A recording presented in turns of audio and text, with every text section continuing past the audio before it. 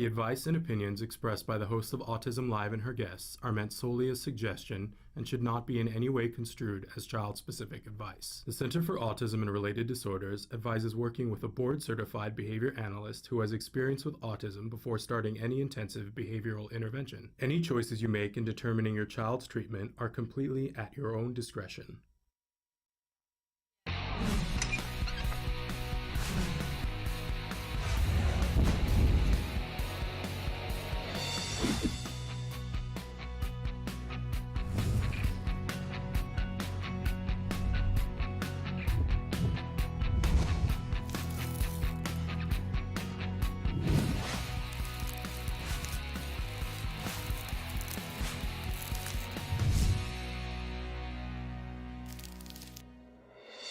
Good morning and welcome to Autism Live. If you are watching us, congratulations, you hung in there. We had some technical difficulties this morning, and I really want to thank our producer Samantha for working through them, and for the IT department here at the Center for Autism and Related Disorders that helped us out. And so we are here, we're live, and I'm excited to be here with you. We are going to be here for our regular show this morning, and we're live this entire morning. Normally on Wednesdays we start out and we have Asked Dr. Doreen, and we do not have Dr. Doreen Granpichet this morning, but what I do have for you is the fabulous Evelyn Kung, and she is the clinical director at the Center for Autism and Related Disorders, and she's going to be here. She is here, and she's going to be answering your questions live. So keep your questions coming in live. We are live, and we have somebody fabulous answering your questions. Then in the second hour today, during Let's Talk Autism with Shannon and Nancy, my fabulous better half, Nancy Alspot Jackson, will be here with me, and she is the executive director of Autism Care and Treatment Today, ACT Today, better known as ACT Today. And we've got some amazing guests for you. It's really a wonderful show. We're talking to two gentlemen that have created a new program of really fun, catchy songs to do that teach social lessons, really exciting. And then a fabulous gentleman who is a fitness trainer, but he specializes in being a fitness trainer for kids who are on the autism spectrum, because having good health and having command of your body and working out, it's good cognitively in addition to everything else. So that's going to be plus in the news in the second hour. We want to remind you that our whole show is meant to be interactive. We hope that you'll participate with us. In fact, Samantha's going to show you some of the myriads of ways that you can participate. While she's doing that, I do want to remind you that we are newly, as of last week before last, we are also live not only on YouTube and Facebook right now, but we're also live on Twitter and Periscope, in addition to the other ways that we podcast. I also want to remind you that still we have our homepage where we are live. That's autism-live.com. And there are some advantages of watching on the homepage. One of them is that we have something called the live feature. That's just to the side of the computer screen. If you put your cursor in the box that says your question, you start typing and hit enter, it shows up here on my screen. And of course, you can write in your questions on Facebook. You can write in your questions on Twitter, on YouTube, on Periscope, any of those places. But in all of those places, the one thing that they have in common is that it will identify you as whoever you've logged in as. When you write in a question on our homepage, you have complete and total anonymity. We don't even know who you are or where you are. And I know sometimes that just makes it easier to ask the question that you need to get the answer to. So feel free to send that. When they contain absolutely no personal information, sometimes I share the question on the homepage. Other times I don't. If it's a little bit, I'm afraid that somebody might be identified, I don't share it, and I will never share personal information. So having said all that, normally I would say to you, it's time for Ask Dr. Doreen, but today it's time for Ask Evelyn Kung. And you are the clinical director here at the Center for Autism and Related Disorders, and working in this field for how long? I have been doing this, always calculating, 27 years? That's a long time. So 26. And like you are a wealth of knowledge, and at some point, it's not uncommon at some point during somebody's time as a card family that they will have an opportunity to get to talk to you and meet you, and you are always that warm, soothing, like you just can relax when you're talking to you, because you always have a sense of humor, but you're always about our kiddos and about helping them to learn and grow. And I think everybody always just goes, they're in good hands when they're with you. So, and important for people to know that you work on a wide variety of the cases here at the Center for Autism and Related Disorders, and have seen many, many different things in your tenure here. So we're going to jump right in and ask some questions. Okay, our first question today. Our son has been banging with open hands 3 to 4 times on furniture on the floor recently. Have you heard of techniques to redirect this behavior because it's loud for the neighbors when he smacks down on the floor constantly? Okay, so this is a tricky one, but actually kind of common. Okay, there's something with all behaviors from the behavior analyst's view is there's something that he's getting out of it that he's really intrinsically loving about it. And so that's probably the first place, we'd go is try to figure out like, why is he doing this?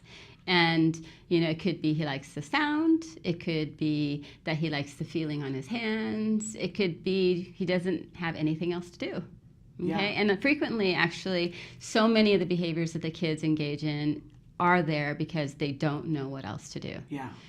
So I can tell you, overall, he needs to be in some kind of ABA program, really learning how to do other things if we want this to stop. Okay, there has to be some kind of replacement behavior and some kind of replacement behavior that he enjoys. Yeah. And that he's finding meaningful in some way.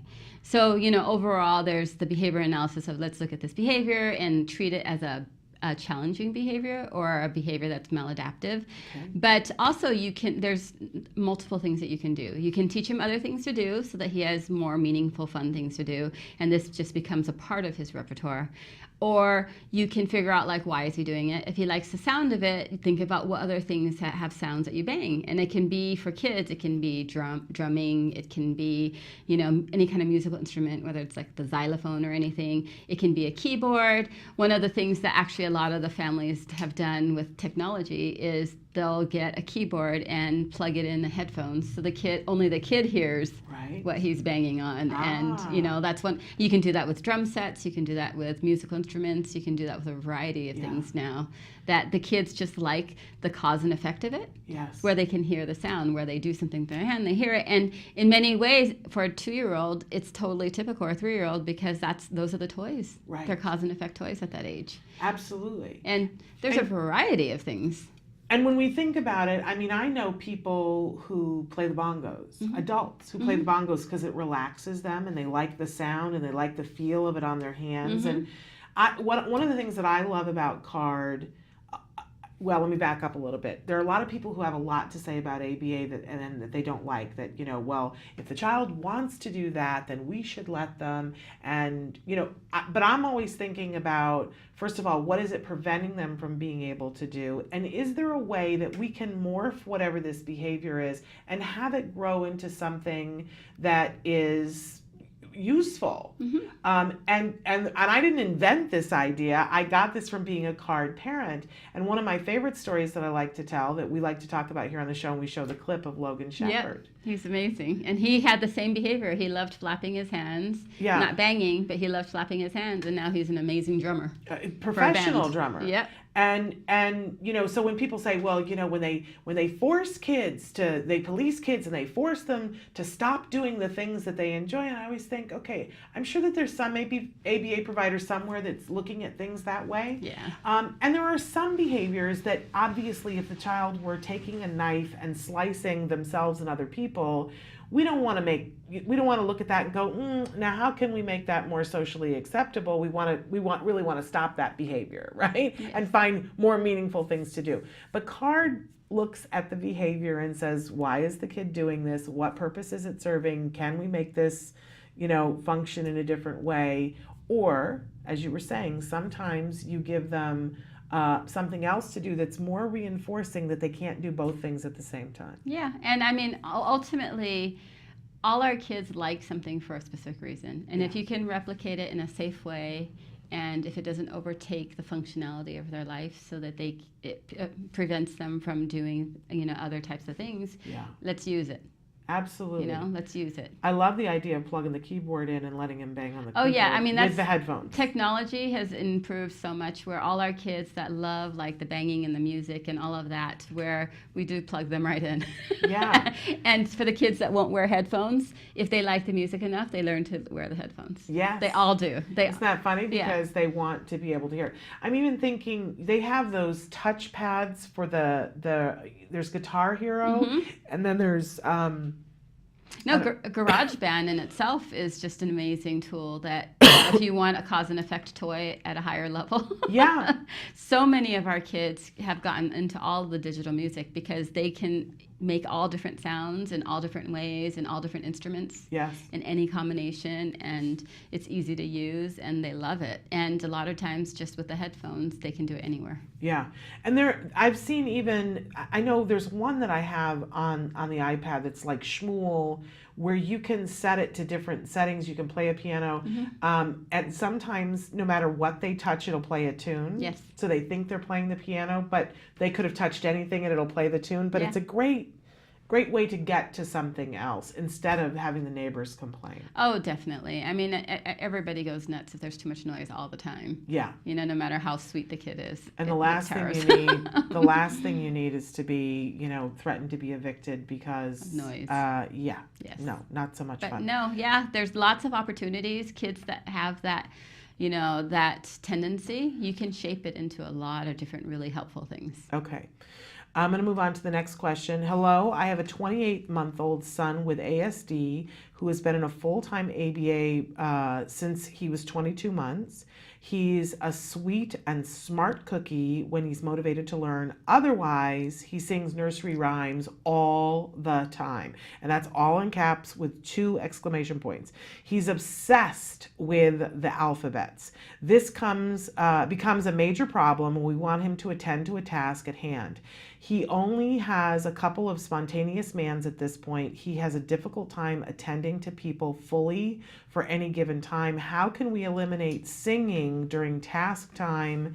2 question marks. Please help with 2 exclamation points. I love this because I've had so many kids that have this exact description, same age and everything. Okay.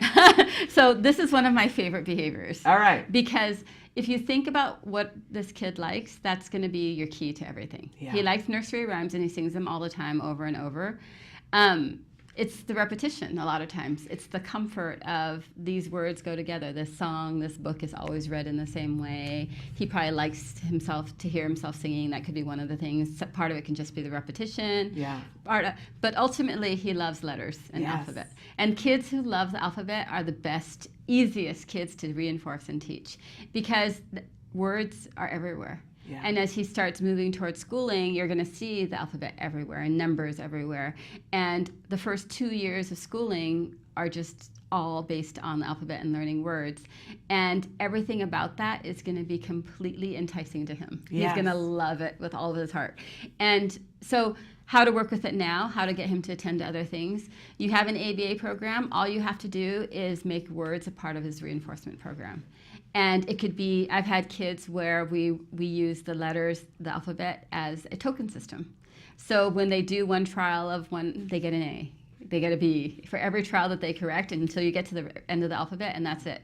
I've had kids who, let's say with nursery rhymes, they can, a lot of times are hyperlexic, where they learned how to read something without ever being taught. Yeah. So I've had kids who like Elmo, goes to the city, and I'll have them earn every letter of the video or the nursery rhyme or the song. Like I had a Lion King where we made the LIO, the spelling of the word, a reinforcer where he had to earn, and we could get through a whole, initially it was just getting him through like 8 trials to get to the Lion King. So once it spelled Lion King, he could watch a part of it and then we would move on or we'd sing a song. But at some point we actually made the word Lion King last the whole session. Wonderful. He earned an L for like every half hour. Yeah, so you're moving the goalposts further away. And Perfect. he was totally excited, and he would stay quiet and not sing one of the songs until he got all his letters. And once he got his letters, he could sing it. But having alphabet as one of his preferences is going to be one of the best things that you can do, because you can teach him how to spell out any reinforcer that you want. whether it's cookies or a name of a song or a video or a person. Okay. Once they complete spelling the word, then they have access to that person or that video or that song for an X amount of time. So take this passion and use it to your advantage. Make it his reward system whenever you can for whatever he's having difficulties with, and it'll be easier. Yeah, and you can build it. He probably heard a lot of nursery rhymes early on, so that's what he's singing. But when you start reading books to him, like the same books over, he'll start probably memorizing all the words in the book. Right. But you can keep increasing the bar so that his repertoire is not just these 5 songs. It can be 100 songs. Right. It can be 100 books. It can be anything. It's hard in the beginning because I think as parents, we're so much more, we're not patient. We're impatient. And so in the beginning when they're starting, because they want to get focus, I would imagine that they need to give the reinforcer the letters fairly quickly in to gain focus and then move. So if you want them to focus for 5 seconds, give them the letter, then 6 seconds, give them the letter, then 7 seconds, give them the letter. Yeah, and initially you might earn all the words to your nursery rhyme in 2 minutes. Okay. Or 1 minute.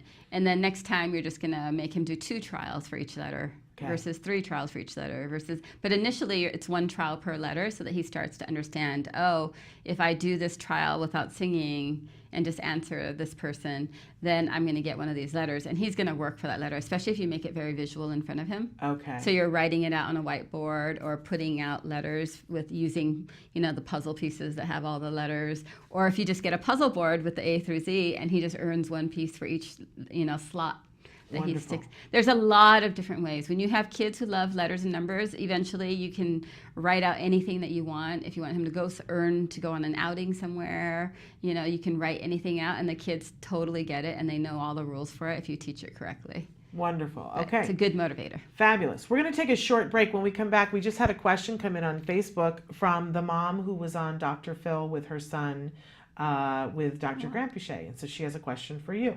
So stick with us. We're going to be right back with more Autism Live after these messages.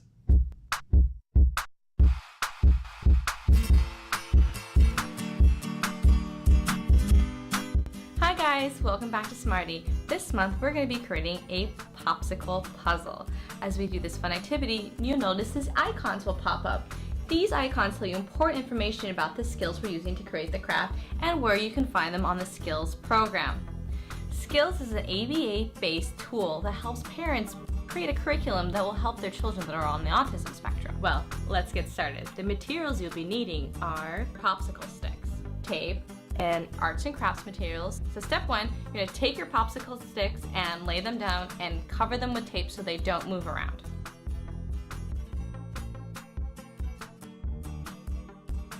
Now that my popsicle sticks have been secured with tape, here comes the fun part. You're going to take your arts and crafts materials, they can be paint, markers, whatever you have, and then you're going to decorate this with a beautiful picture.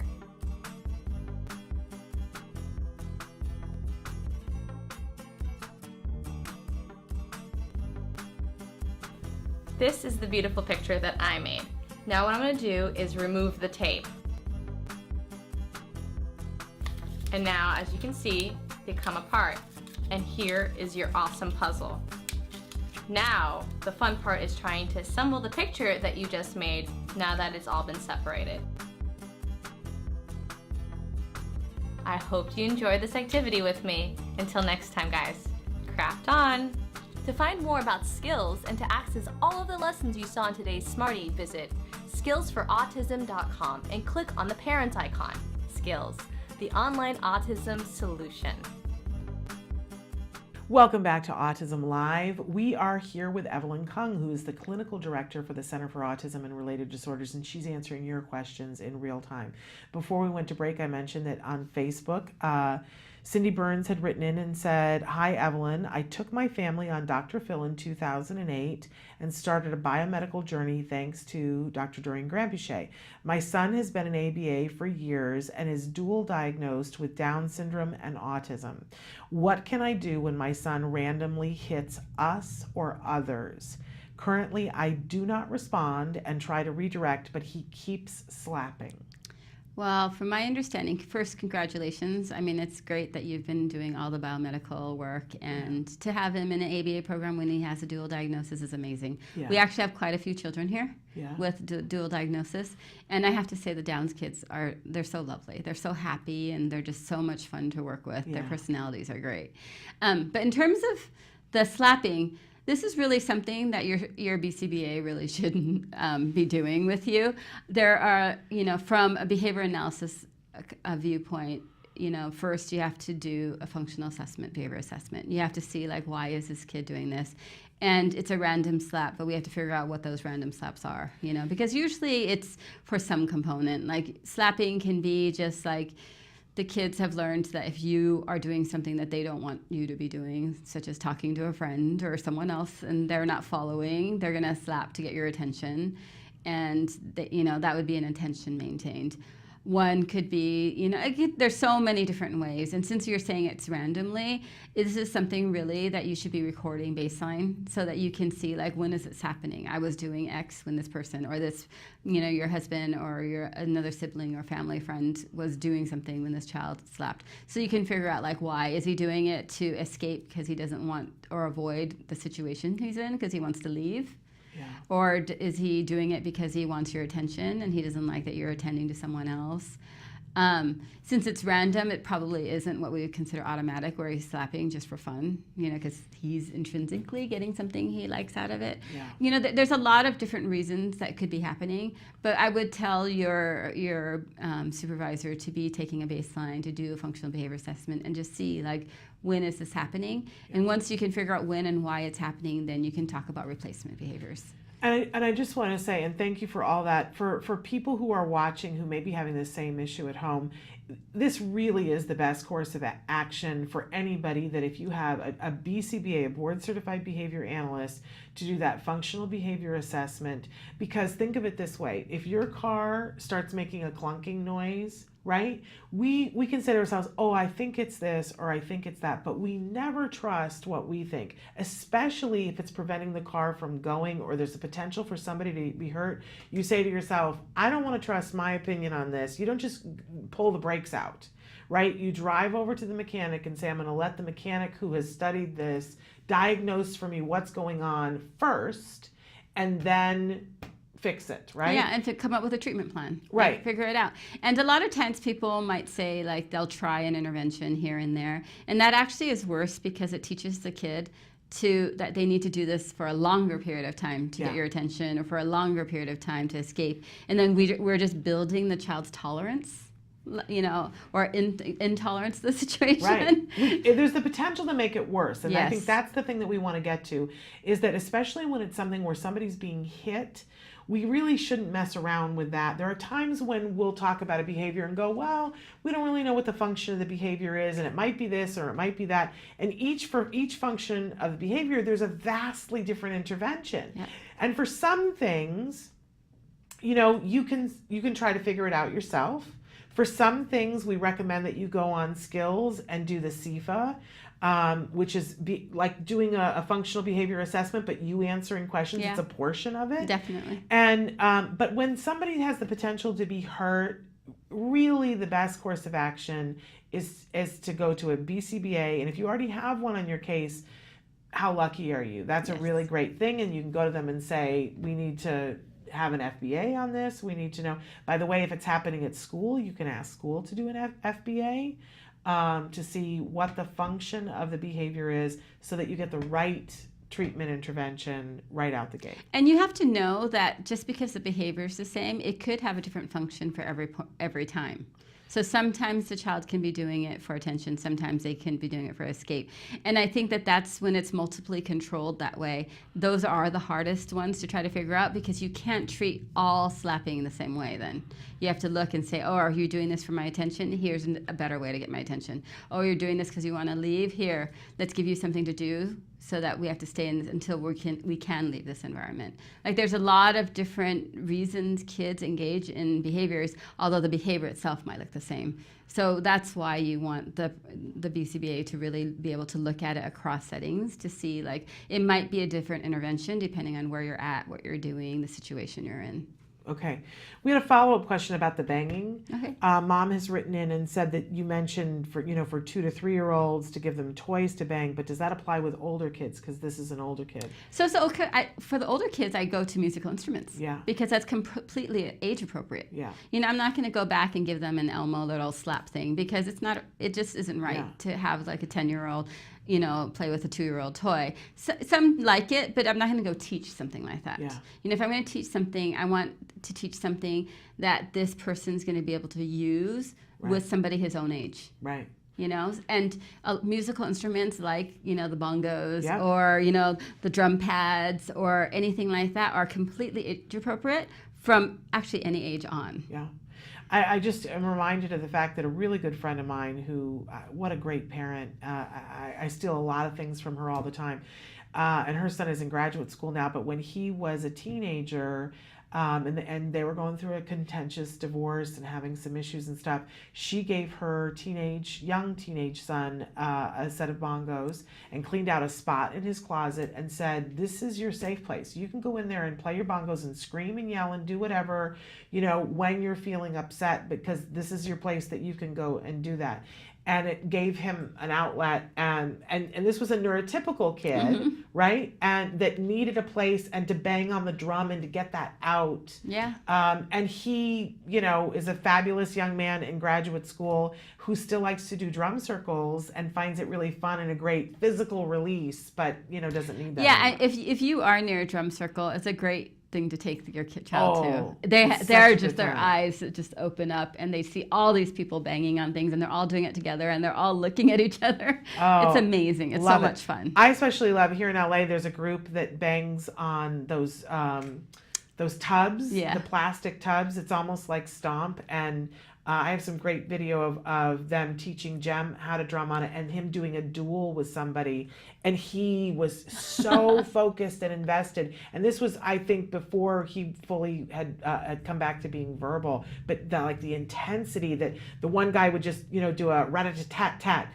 And then he'd pause for Jem, and Jem would do the exact same noise. Oh, wow. Good times, good Yeah, times. so much fun. All right, want to move on to a question here. They wrote in and said, my kid has made so much progress.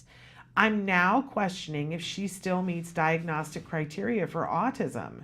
When, if ever, is a good time to seek confirmation of optimal outcome? Oh, so fun. So I've been fortunate enough here at CARD to have lots of kids come in and lose their diagnosis. Yeah. And it's one of the best things in the world. And for me, actually, one of the things that's most gratifying is to, a lot of my kids that I first started working were in their mid-20s, almost 30 now. And to see them just living their life on their own is incredible. And they're doing things way crazier than I would ever even think of because they're so smart. Right. They're incredibly intelligent. Yeah. And the things they're designing, is just incredible. But, I always say, you want this child to go get standardized testing done.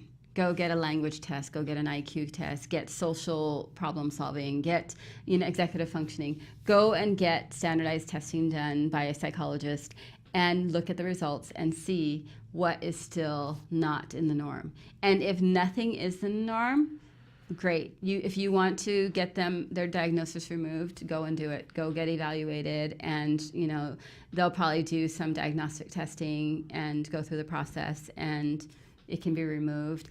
There are some logistics where some schools want to leave it in the record, and if you want to hide it, then you might need to get some legal help. And there has been discussion about not being able to hide anything in a record too. So that's a discussion to be had. But those are all possibilities. However, I wouldn't want to stop therapy without the testing. Right. Okay? Because the child might almost look typical at that moment, but if the testing doesn't show that they're in that average range, that means there's more to be learned. Right. A lot of our kids, especially the younger ones that have had intensive intervention, gain those initial skills really quickly because it involves rote memory. It becomes much harder later on in the ages as, situations can't be memorized. You don't react the same way. There's just not, the decision making isn't, if you say this, I do this. When you get into social situations, it's like, okay, I heard your words, see your face, and I know what that means. I know where we're at. And then all of those things have to come together to make me decide how to respond to you. Yeah. And a lot of times being able to take all that information in at one time and make a judgment about what's the most important part to attend to, but not forgetting about all the other components in a social setting and responding it the right way is very difficult. So I'm always hesitant. I don't want families to take their child out of therapy too quickly. Right. Because if they do, I have had families who have seen this and decided we don't need, you anymore. And then 5 years later as a teenager try to come back, or 10 years later. Yeah. And as a teenager, they don't want the help. And a lot of times they don't have time to get the help, and they're not as flexible in learning at that point. So I always tell people, go, if you think your child's, almost done or graduated, go get testing done. Let's look at everything. And if everything says, they're in that average range and good, then hey, this is a good time to end. But if anything is still like low, there's times when we do let kids go when they haven't hit that norm. Right. But a lot of times it's things in areas where we know that they have the skills to catch up, so that they know how to ask the right questions when they don't know something. Right. ABA isn't meant to teach a child everything they know. It's meant to give them the tools for how to learn. Yes. And so when kids are leaving the program, if I know that they're really good at asking questions, that's actually very comforting to me, because I know that if they're not afraid to ask, they'll be able to see something and not be able to understand what's happening, but be able to turn to someone and say, like, so what happened there, or what was going on, and be able to ask those questions so that they can get the information that they need. And so, it's been fun for me, because I'm been very blessed to be able to have a lot of kids out there just running around who I used to carry in my arms. Right. But I also, there are a handful of kids where they've left and tried to come back later on, and it's just so much harder to work with them as teenagers. Well, and somebody has written in and said, they need some clarification. They said, why would someone lose their diagnosis? I thought the diagnosis was a lifelong diagnosis. And I have to preface this with, this is a very controversial. Very controversial. And I think there are lots of people who have lots of different opinions. Mm-hmm. And here on the show, we try to be really respectful of everybody's opinions on it. Yes. But there is a diagnosis. Right now, it's the autism spectrum disorder. Mm-hmm. And I, for myself, I just want to say that I see that people who have autism, and my son was diagnosed with autism, so I've spent a great deal of time talking to him, that their brains look at things in a different way than my brain and maybe your brain look at things. But there was a time, and I see this in a lot of people, there is a disability that comes sometime with that. But I have seen people in my experience that get to a point where I can see clearly that they still think differently and operate differently, but there is no more disability. Yes. There's a different ability, but it isn't a disability. Yeah, and I think it's a very controversial subject for so many, because I think anytime you're commenting on, who a person is, I think it's very controversial. And if somebody sees this diagnosis as core of who it is going to be offensive. Yeah. But more than anything, I agree. It's like, if what we want these people to be is who they are. Yes. But we want them to be fully functioning independent adults, where they can make their own decisions and be able to contribute to society. And if they can't function to their ultimate ability, then there is that disability there. And that is, and you work with what you have. So I have some kids who are happy to say, like, yeah, I had a diagnosis of autism, I don't fit it now. There's no specific test for these diagnoses. If I look at the last 3 diagnostic statistics manuals, the DSMs, the name of autism has changed so much. Right now it's autism spectrum disorder. The one DSM-4 was either autistic disorder, pervasive developmental disorder, or Asperger's disorder, all under pervasive developmental disorders. And then the one before that, it was childhood schizophrenia. Right. So, it's just the change. There is no, at some point I hope we can do some kind of biomedical test and figure it out. But right now it's symptomatic. We're looking at symptoms and seeing like what criteria you're meeting within symptomology do I observe in you. Yeah. A lot of times our kids who do lose the diagnosis, their personality is to who they are. They might still be a little bit more focused on whatever it is they're doing than the typical population, but they're fully functioning and they're within that norm. I think that so many of my professors could have fallen into the spectrum when I was in college if I knew about it. Well, because there's so many different criteria. We all fit in there somewhere, but we don't qualify for a diagnosis of a disorder. Yes, and it's not a disability. You're able to use that, interest in a way to contribute to society, yeah, and to be meaningful to yourself and to find it very gratifying. And so what we're talking about are individuals often that, as a child they were diagnosed and there was a clear disorder, mm-hmm. and there was a clear path of here are the criteria that make this child eligible for a diagnosis of an autism spectrum disorder. But then if one of the things on there is that you have rigidity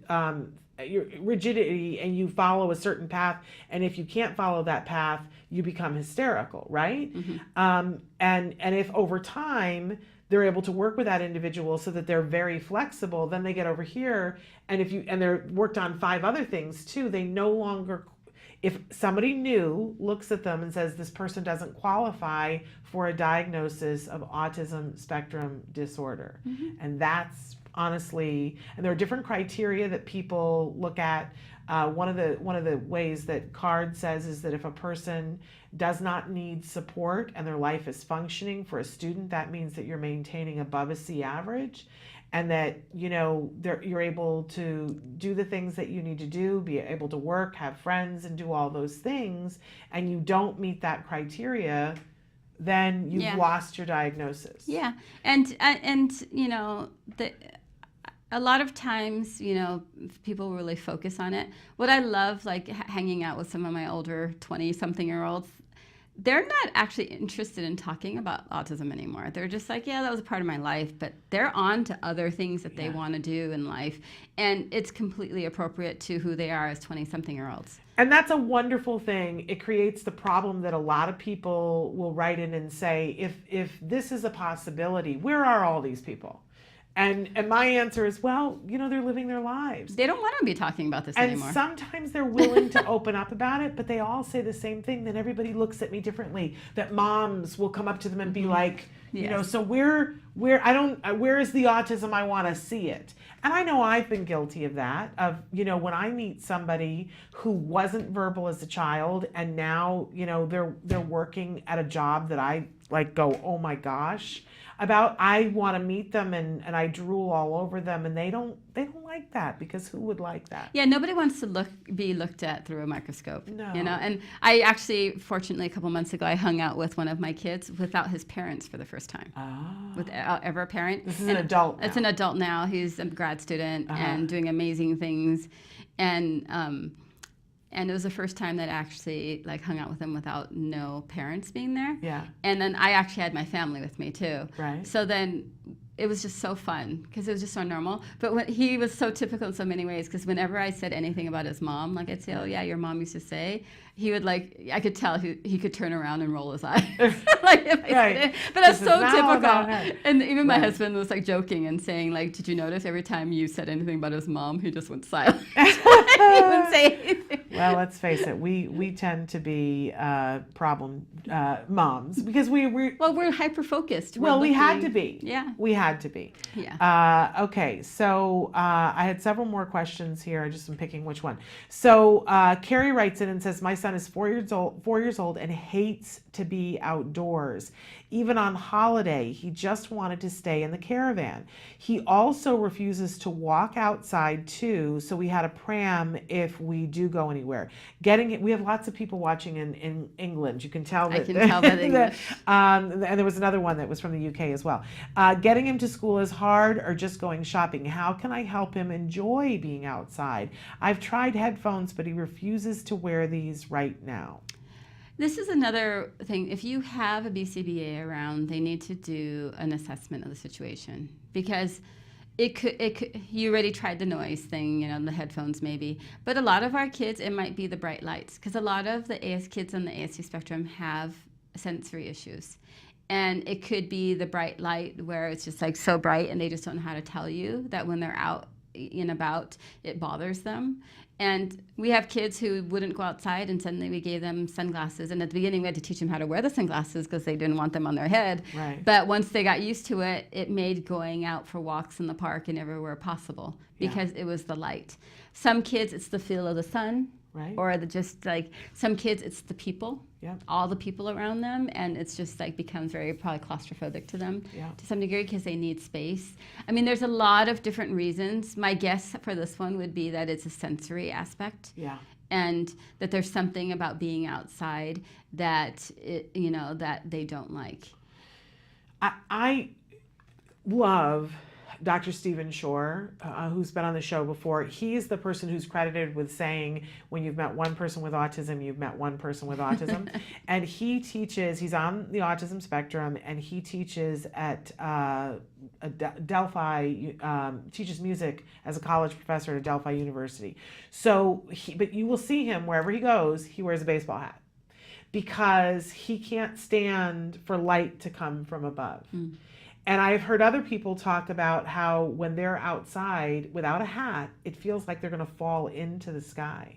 That's what it feels like. And if you can imagine how disconcerting that would feel.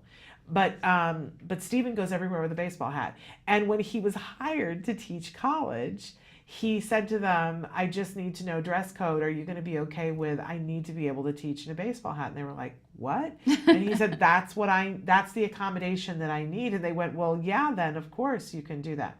So it would be interesting to try to see if a hat and sunglasses makes it any different, but they're going to have to work on being able to wear the hat and the sunglasses. Yes, first. Because don't just assume, oh, I can slap a hat on, sunglasses, and we're good to go. Yeah. But it'd be interesting to see if that makes a difference. Yeah, because you don't know what, if you can get the kids vocal enough to tell you what they don't like, that makes it easier. But in the moment, whenever anybody, whether neurotypical or not, the difference I've noticed on the sensory end of things for the kids that are ASD and the neurotypical is that the neurotypical kids or people, individuals, can use their language to modulate all the sensory aspects. So if somebody smells something that's getting them nauseous, they're able to just tell somebody, can we close the window? The smell outside is making me feel sick right now. Absolutely. And so that's the difference. It's getting the communication in terms of language. And if you have the communication ability, there's a lot of typical people out there who have sensory issues, but they know how to modulate it because they just use their language. There we go. Our kids don't have that a lot of times.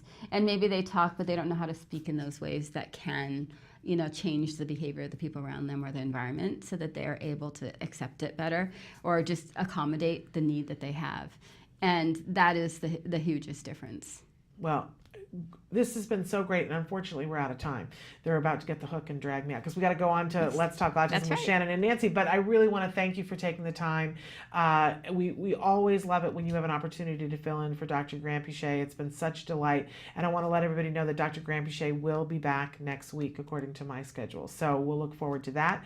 We're going to take a break now and go to the A word. When we come back, it's time for Let's Talk Autism with Shannon and Nancy. Nancy Allspot Jackson will be here. We've got 2 separate sets of interviews for a total of 3 people that are going to be here, 2 gentlemen that are making a difference in how we teach social skills to kids through music. So we're going to be thrilled to talk to them. And then a little bit later on in the program, we've got a physical trainer who's here who specializes in teaching those kinds of wonderful phys ed kinds of things to our kids, getting them trained and fit and excited about being trained and fit. So all of that's coming up. But first, here is the A word.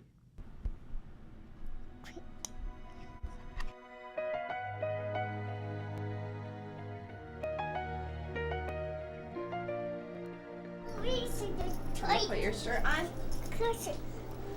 Oh, really? Whoa, whoa. Oh, really? Oh, really?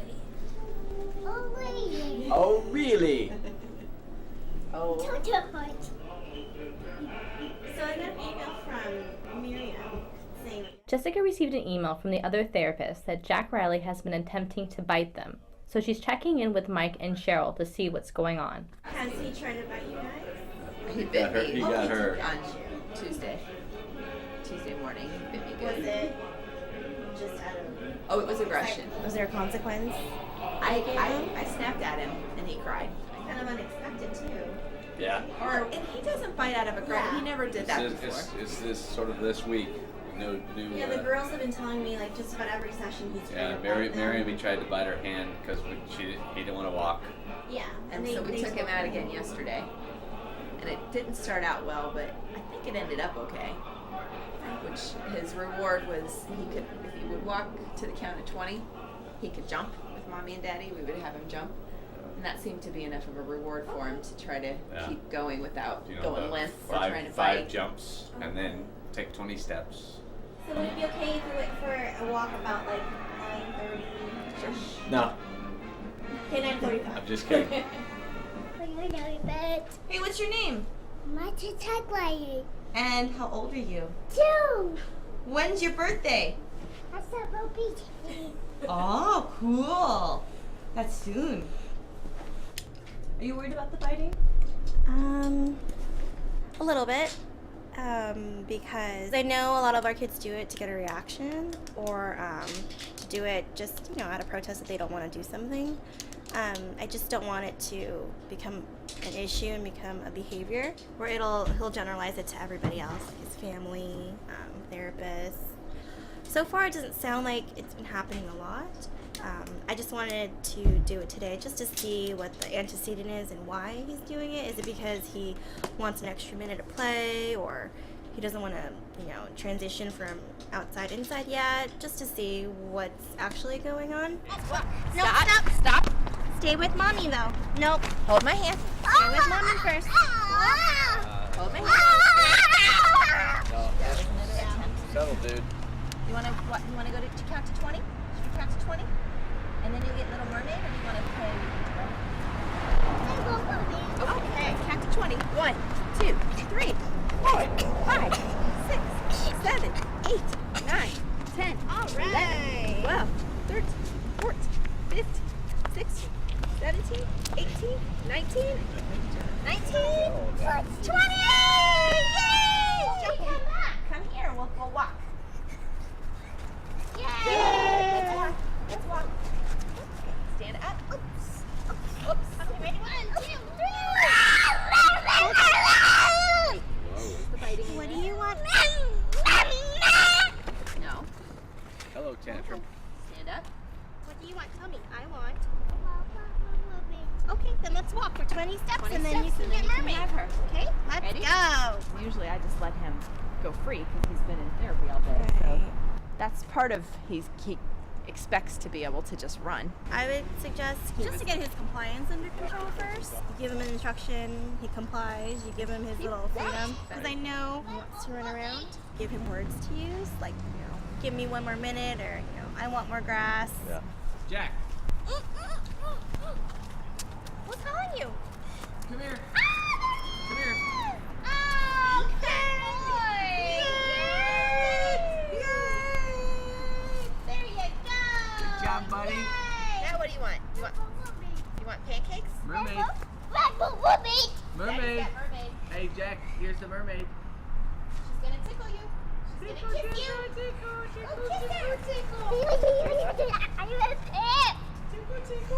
I don't want him to feel it every time he's out there. Yeah, he has to have a fight with you guys. And quite frankly, I had no idea how to combat it the last couple days. I thought, okay, I'll just pick him up and take him in because I had no idea what to do. And today he had a good time. I think he got out some energy. Well, if you guys can establish or be consistent about the rules outside, like, when I ask you to come here, you gotta come here. I mean, if he's just not behaving, if he's not doing anything we ask, is it okay to pick him up and say, okay, we're going in? I don't know what to do. I mean, I get so frustrated. I think, well, the only option I have is, we're going in, and he won't go in with me, so I pick him up. I can't do when he's 10, of course. Now it's like his main Weapon is just to lay weapon down. is to just lay down. My suggestion would be ask him to come here, but just, give him hugs or say what's up and then have him run again. So that when you finally do give him the instruction, he's not, too upset about it. Yeah. Because sometimes when you ask him to come here, he'll put up a fight because he knows that means I gotta go now.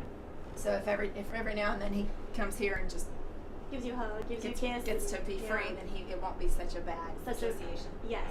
It was a nice experience. Good. The last couple times have been seriously to where I didn't even want to take him outside again. Just so traumatic. Mermaids. You want the Little Mermaid? Little You should go. Oh, here, y'all. Little mermaids. Hello, come Yep. sit down. Oh my goodness. Oh, go show Susie the Oh little my mermaid. goodness, yeah. Shirt. Yeah, you are wearing a shirt. I'll go right back. You'll be right back. I'll be- Be right back. Oh, yeah, that's too funny.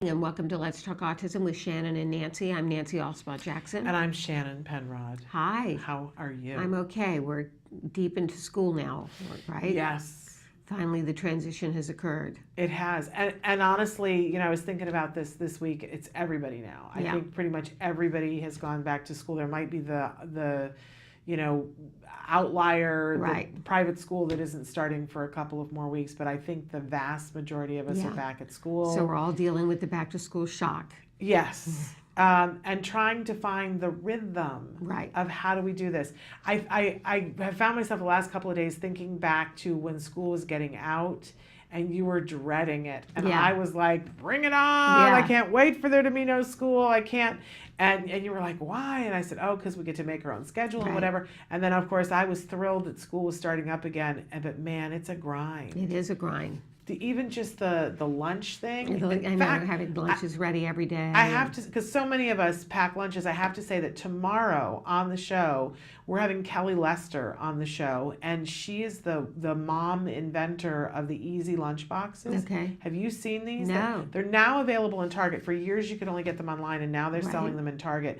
And really, for those of us who are doing the GFCF thing, I just have to say, and she's a mom who packed lunches, so it's just very simple and it's very inexpensive and it's all the right, that's no chemicals kind of thing. You love it. It just makes it so much easier. Everybody I know that's ever done it says, oh my gosh, it like it's changes. A certain design of a lunchbox. Yeah, I mean, she has these, and you can buy things separately, but she has it all so that you can just get it for like $8. You get the soft-sided lunchbox that doesn't have any of the bad chemicals, and then she sells these system plasticware stuff that's all safe, but it's really dishwasher safe, so it doesn't crack after being in the dishwasher. And it has the compartments so that you just slap everything in, put the lid on, stick it in, and you're good to go. As opposed to, we have the wax paper bags, and then we have the Ziploc bags, and I know. And I'm Ziplocking this, and I'm Ziplocking that. I try to do it the night before. Do you? No. No, I dream about that in some alternative universe, and I dream about being able to afford to pay someone to pack it the night before. I know, wouldn't that be nice? But no. Can I tell you, and this is not what we intended to talk about, I've had such a hard time this year getting my son to eat something because he doesn't like a lot of things room temperature. Yeah. For years, that was all he wanted. He didn't want anything hot and he didn't want anything cold, and now he's like, We never eat food that's room temperature. Why would I want to suddenly at lunch? Like he's never been a big sandwich person. So you know what? Neither is Wyatt. Wyatt won't eat a sandwich at lunch. Okay, so you know what we've been doing? What? Just to get him to be able to eat something, is he has a really long day. We've started on Sunday night, we go and get a gluten-free pizza, and we divide it up so that he gets 2 pieces of cold pizza in his lunch every day, because that's the only thing he'll eat right now. Okay. Which is, Wyatt uses a microwave at school, doesn't? Jem doesn't have access to a microwave at school. Wyatt does. That's amazing. That Yeah. sounds like a hotel spa. What No, are you he- talking? I use a microwave. I make his chicken, his rice, and And he his heats it olives, up? and he heats it up every day. Okay, now wait a second. He's having rice and chicken and olives. Okay, Every day. This does sound like a spa. Well, that's what his lunch is. And what's funny about this Yeah. is that both of us, like my kid goes and he's got like 15 different kinds of vegetables and fruits and everything in his lunch. And you see, I'm eating green beans out of a can I know. so often for lunch. Right. And your kid is going with chicken and rice and olives. And you are often like, oh, I don't know if I'm going to eat today. Right. It's not a measure of like how crazy. Yes. Why aren't we packing for us what I they don't know. eat? I don't know. They're at spas having these spa lunches, know. and half the time Jem comes home and 9/10 of it is still Right. because he was. And I don't want to complain. He's Right. Mr. Social at lunch. We That's prayed for good. that. That's okay, good. but the boy has to eat. Anyway, we All got a right, big so- show today. Okay, yes, we do. We have several guests on. So first, let's get to, there's some in the news stories, which are scientific. So Yeah, one dry. is a new genetic risk factor for developing autism spectrum disorder has been identified. Okay, so first thing I want to say to people is that if you want to know the whole story, go to sciencedaily.com and you can read the whole story. But basically, in a nutshell, we've been looking in the last few years, the scientific community, at genetic mutations. Yes. Well, now they've taken and are looking for identifying and characterizing low-lying genetic mutations that may have been missed in previous research, and they are looking specifically at something called a post-zygotic mosaic mutation, or a PMM, and looking specifically at how that might play a role in autism. And they're finding that this is where you're going to start to go, that these particular types of mutations have to do with the way your cells react to protein. Now, we've heard this time and time again because our kids with autism, a lot of them, not all of them, but a lot of them have a hard time with certain proteins that can be found in gluten and casein and other things because their body takes them in those proteins. They're very similar to an opiate, and it has like an opiate effect for them. On the brain. So this is an exciting new study looking at these PMMs to see, and they're seeing that there is a correlation with autism. And last week we had talked to people about the Simons Foundation, that you could do the swab and send your DNA, and they are using data from the Simons Foundation. So just another reason to participate in SPARK. It's called SPARK for autism, and it's being done by Simons Research, because I think they're going to find an answer in this protein thing. It makes too much sense. So check that out. Then there's another story about how autism drugs may alter brain connectivity. It says that more than half of children diagnosed with autism who take psychotropic drugs, such as Prozac and Ritalin, the drugs are shown that it's possible that it enhances the degree of synchronization between the regions of the cortex.